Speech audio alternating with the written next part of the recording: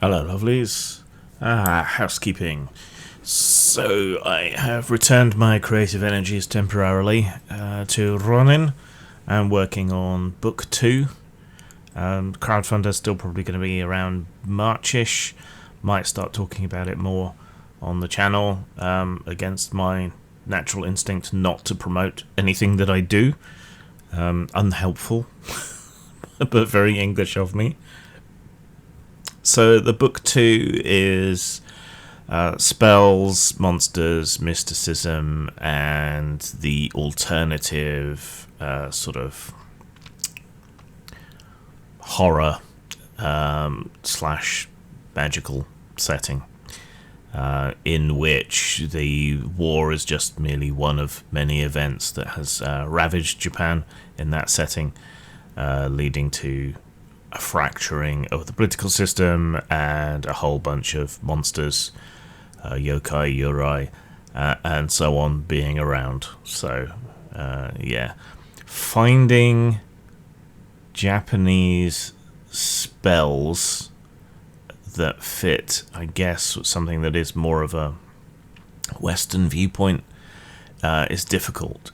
There don't seem to be a sort of mythological equivalent of grimoires or that sort of thing there. It's all a lot more vague, so it's going to be difficult to cram Japanese magical arts into the game in a way that makes it usable and playable, which is part of the reason I made sure that there was an underlying magical meta system for making spells and so on. So that will help some, but I just know that people are going to want example spells and so on. So I may have to raid sort of historical fiction and things, but I don't want to go over the top like anime and so on does. No Kamehamehas in this setting. So yeah, that's what I'm doing at the moment. I'm waiting on some things I crowdfunded and pre-ordered a long time ago, but most of them aren't going to be coming in till the end of this month or even closer to Christmas, which might be interesting with all the shipping issues that you get around Christmas. So for the time being, it's mostly going to be retro reviews, you know, the know your role stuff that I do where I look at older games, and it's kind of a review. Excuse me. Where it's kind of a review, but mostly me sort of looking at the historical context and considering the influence that a particular game might have had. Sorry, excuse me. A bit of a apricot oat bar stuck in my throat. But that also means there's an opportunity potentially for some more video essays on aspects of gaming. You seem to like me being pretentious and up myself on that other video on why role-playing games are important. I have a hard time figuring out what people want to hear me wonk on about, because I tend to dismiss everything. So if you have a particular topic you want me to go deeper into, whether it's game design, game philosophy, my experience in the industry, or whatever it is, or you're looking for some pseudo-intellectual justification for something, like, I don't know, the Mythic Dungeon, perhaps. I'm joking. Anyway, let me know. It's been interesting getting some feedback on running book 1. Gamers have been very enthusiastic, but I also took a bit of a risk and sent it to some people who aren't gamers, like almost at all, maybe computer games. And both sets of people gave some interesting but contradictory feedback. So, feedback can be useful even if you reject it. I think this is something that people don't necessarily understand when it comes to feedback. Like, you can send me a screed of things, and I might implement none of the things that you talk about, but it forces me to think about the way things are laid out, the way things are designed, and to reconsider. And often I end up making the same decision, but it is a decision that has been come to through a stronger process, and I'm more committed to perhaps revise and improve what's there. Just don't get rid of it. Yeah, it's hard enough getting feedback from anybody. It can be disheartening for the people who provide that feedback to realise that nothing of what they said was changed. But it is still really, really useful, I think, to the designer. And this time around, I wanted to get someone on the outside's perspective, and that was interesting. I've implemented a couple of things from it, but mostly not. But it was interesting to see someone from outside role-playing games sort of challenging the perspective that we have on RPGs. Like, it's conventional wisdom that you should open with character creation, really, because that's what people are most interested in. So, and that's what has the most interest for the most people, games masters, because they want to know the rules, players because they want to see what kind of character they can come up with. You know, these are all good reasons to do it that way. But some of the feedback I've gotten from the non-gamer types is that they would have preferred to have the sort of world exposition dump at the beginning, though with a historical setting like Sengoku era Japan.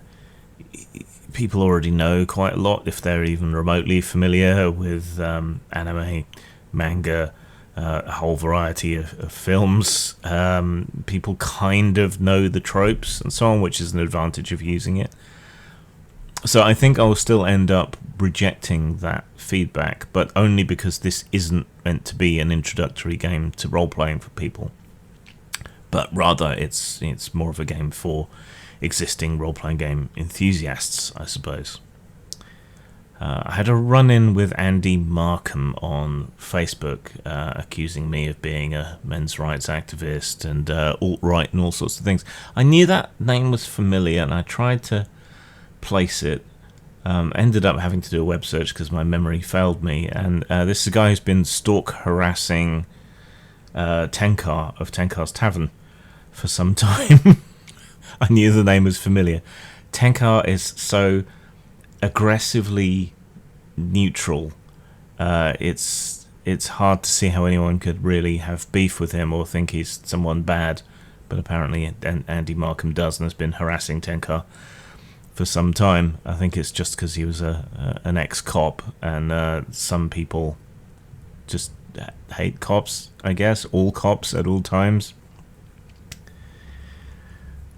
I mean, you'd think I would, but I don't. I think people largely need to be taken on an individual basis for the most part. Prejudice is a cheat code and shortcut, which doesn't always pay off. But yeah, I just ended up blocking the dude, which is something I normally hate to do. But when they're still spreading lies and misinformation about you, it's tragic. Anyway, moving on to comments. There's not that many this time. So the pre-ramble has been bigger here. On my old review of MERP, Saffron says, I've started a tabletop RPG club at my school, 12 to 18-year-olds, and we're getting help from a teacher who can run this game, so here's to hoping the club members will be interested enough to help keep this game active. Yeah, you might have trouble because there's newer and other Middle-earth RPGs. MERP doesn't necessarily do a great job of replicating the feel of the books, even though the quality of the lore and writing and adventure modules that existed for it were all really good. So good luck. It's nice to see the game being kept alive, and it's good to see tabletop RPG clubs in schools. I ran one for a while with the help of my honoured mater. Yeah, school clubs is difficult, or at least it used to be, because people didn't necessarily want to be associated with it, and also the kind of time slots that you can get for renting the rooms can be difficult. But we managed, so I don't see why you shouldn't be able to, and it's encouraging to see. On my review of The Labyrinth by Simon Stollenhag, Matt Shaw says, agree that this wouldn't make a good RPG. There doesn't seem to be much variety of plot you could explore with it, and interesting elements like exploring an abandoned world. They've already done that in Electric State. Hopefully they pass on this one. I mean, they were involved in raising the money to have the book produced, so I don't know. Yeah, the internal conflict and so on is where I think a game would have to rest, and on the interpersonal conflict between people in a sort of pressure cooker environment. But that's not particularly interesting. You know, I've been thinking about it, and it's outside of dungeons or really closed environments like the bunkers in this. RPGs don't actually necessarily make realistic exploration that interesting. You know, it's move from place to place, get a description, maybe, and maybe make a roll to overcome an obstacle. There's not a lot of engagement with the player. There's a lot of engagement with the character sheet.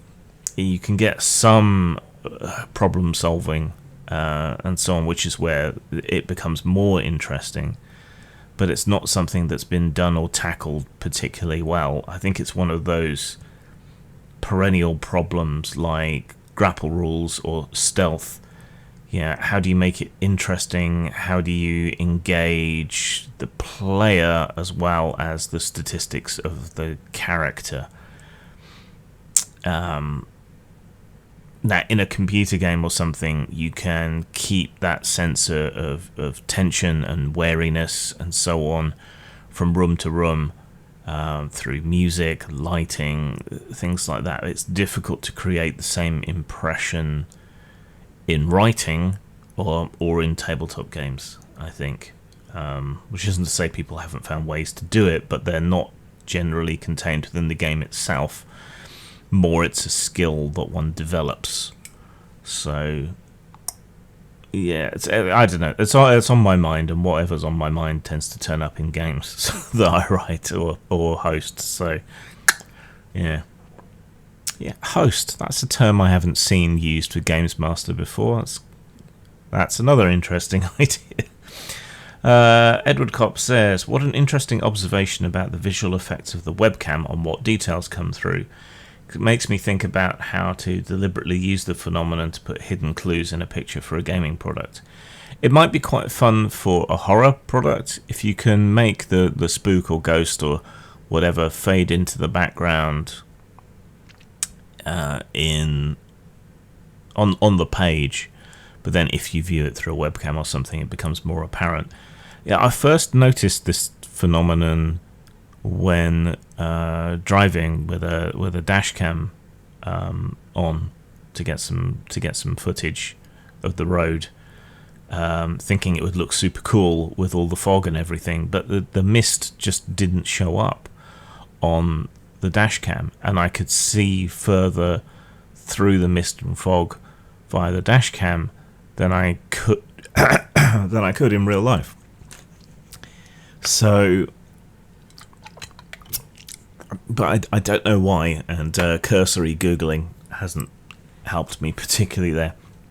But I think that might have some safety implications for some things as well. It's interesting, but how do you do it with art, and is it something that's going to last, or will the technology change and render it no longer possible? Don't know.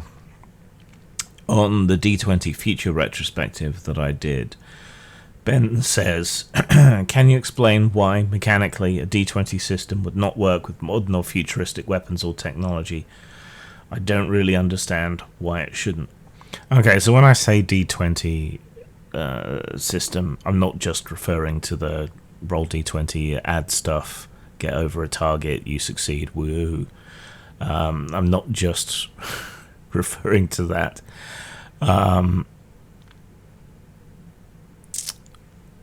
What I'm talking about is the whole boatload of standard D&D assumptions that go along with it.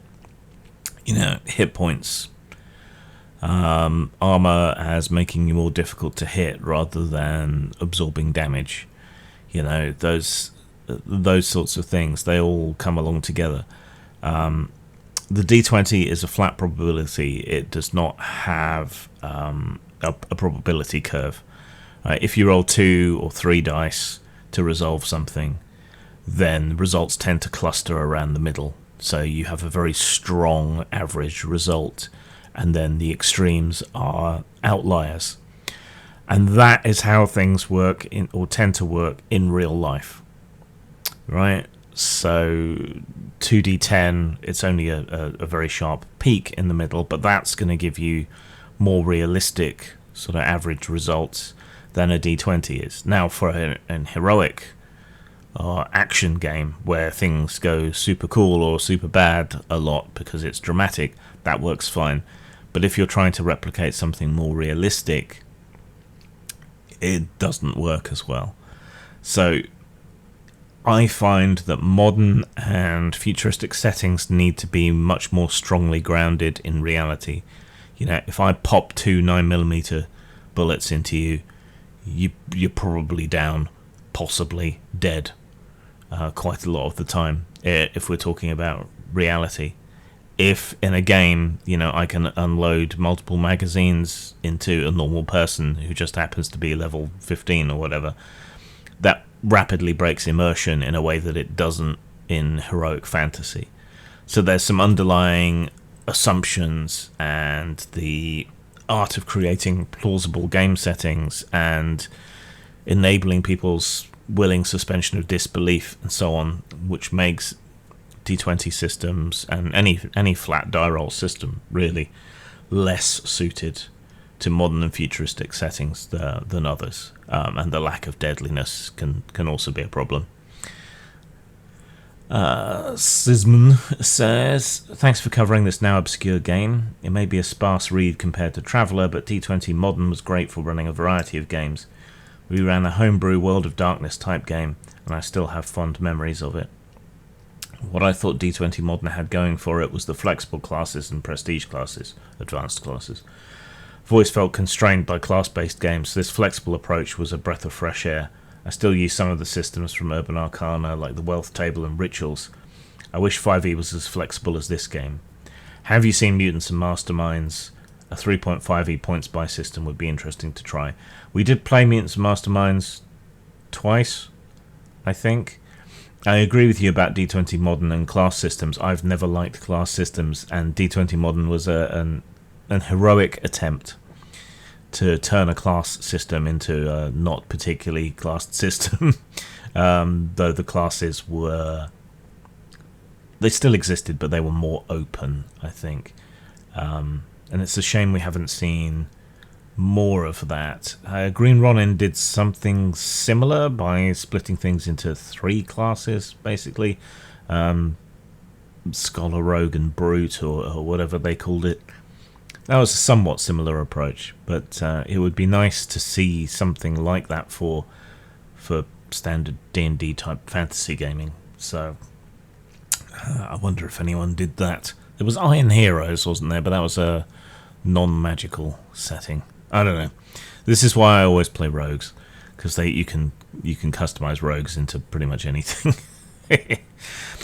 On the old video about Ed Pisco, Betty Davis says, the women had a right to call Ed out on his BS. He was messaging from it sounds like hundreds of women, and I'm sure some were underage.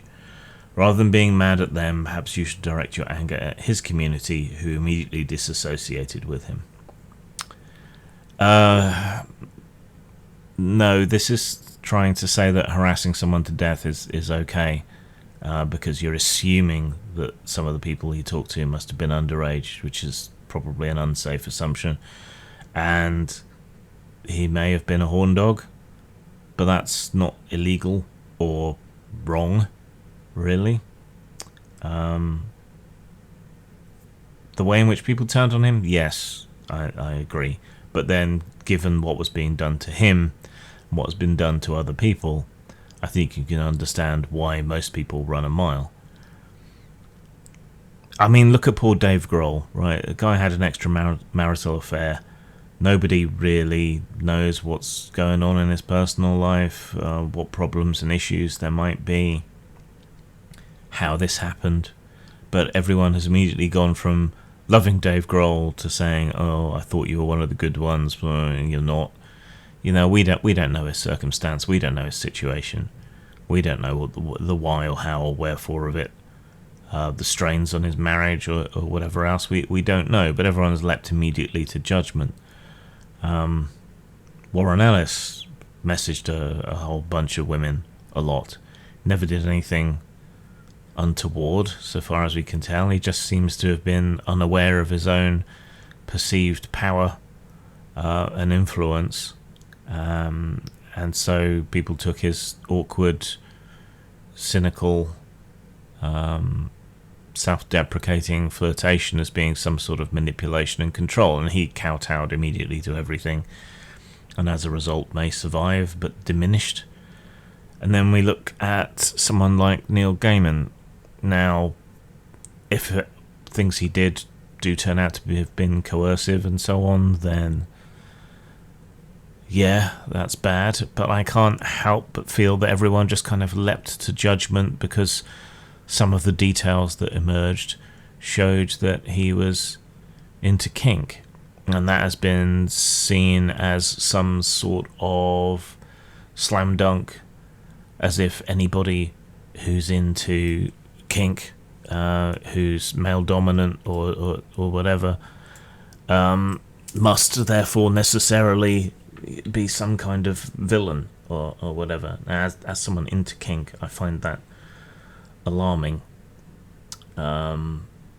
that someone's sexual proclivities can be seen as instantly damning them, no questions asked, when it comes to them being accused of sexual impropriety, when in reality the kink community is very much built on a foundation of informed consent, even when it comes to consensual non-consent.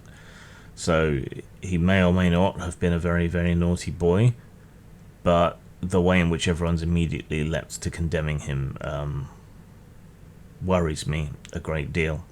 There seems to be a lot of demonization of kink in general, anti-sex attitudes in general, and there does seem to be a lot of opprobrium directed at men in kink, particularly, especially male-dominant, and I worry a great deal about that.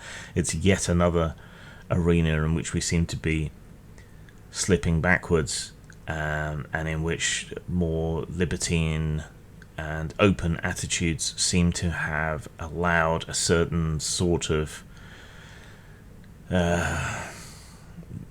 militant, misanthropist version of queerness to take over, which is a shame, because you know most queer people just want to be left alone to get on with their queerness.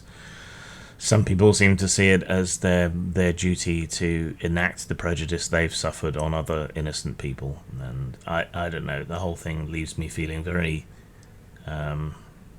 insecure and worried for the future. On Why Games Matter, Domain says, RPGs when I was young were played nearly entirely by kids who were not overly social or outspoken. It became an outlet of expression for them, with games like D&D becoming very mainstream. I now see such children finding barriers to play as the landscape is taken over by attention-seeking Type A personality streamers and event organisers. This mainly in social media spheres, I'd say. And I still see some local kids with, dare I say it, socially stunted players. A larger issue beyond these games, but I will always only ever see D&D, which is still a result of its mainstream reach. Perhaps another topic in itself. It's hard to pin down exactly what the topic is there, other than maybe to do a sort of explainer on the social space that RPGs used to hold and how important they were as a safe haven away from the very kind of people that have now taken it over. But that might be a little too melancholy. I don't know. Maybe that's a topic. On the electric state, Actorus says, it's surprising how many RPG systems are designed without thinking properly about probabilities. And yeah. Now this is often a starting point for me, like deciding, do I want a flat probability line which favours wildly swingy heroics, or do I want a more realistic bell curve? And a good benchmark for me is a normal person with a professional level of skill should be able to complete a task about 95% of the time. That's the hit rate, the correct rate that is sought after by companies, right? If you're doing data entry or whatever, 95% of what you enter into the system needs to be correct. That's an acceptable quality rate, or whatever you want to call it. So if you look at a game, say you've got 1 to 5 stat, 1 to 5 skill, so someone with a stat of 3 and a skill of 3 ideally should be able to succeed 95% of the time. Right, and that's how I benchmark things.